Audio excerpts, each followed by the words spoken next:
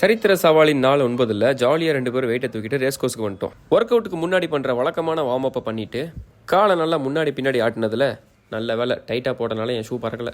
இன்றைக்கி வெயிட் டிப்ஸுங்கிறனால கம்பி முன்னாடி ஸ்ட்ரெச் பண்ணுற மாதிரி கொஞ்சம் சாகசம் பண்ணிவிட்டு கைகளை முன்வைத்து முதுகுக்கு அழுத்தம் கொடுத்து ஒர்க் அவுட்டுக்கு ரெடி ஆகிட்டேன். அது ஒன்றும் இல்லை, கொசு கடிச்சு வீங்கிருச்சு.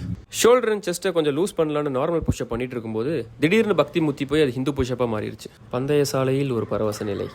மரத்துக்கு பின்னாடி கேமரா வச்சு முதல் செட்டுக்கு 10 டிப்ஸ் முடிஞ்சு அதை வேற காமிச்சிட்டு எடுத்து உள்ள வை. நெக்ஸ்ட் 10 கிலோவில் 10 டிப்ஸ் அடிச்சுட்டு 2வது செட்டை பண்ணிடலான்னு பார்த்தா எதில் நிற்கிறவன் இறங்க மாட்டேன்னு அடம்பிடிக்க காலுக்கு நடுவில் வெயிட்டை தொங்க விட்டானா வேற வழி இல்லாமல் பொறுமையை கடைபிடிக்க ஒரு வழியாக இறங்கிட்டான். 10 கவுண்டோட ஃபார்மும் சும்மா பக்காவாக வந்துச்சு. 3வது செட்டுக்கு நானும் மாஸ்டரும் 20 கிலோவை வச்சு மாங்கு டிப்ஸ் அடிச்சதுல ஷோல்டர் கலண்டு கையோட வந்துருச்சு.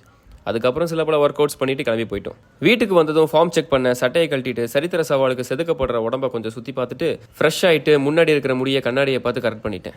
இரவு உணவுக்கு சப்பாத்தி சாப்பிட்டு பாடி ஹீட் ஆகிறத ப்ரிவென்ட் பண்ண வெந்தயத்தை போட்டுட்டு நாளைக்கு எந்திரிக்க அலாரம் வச்சுட்டு நல்லா இழுத்து போத்திட்டு தூங்கிட்டேன்.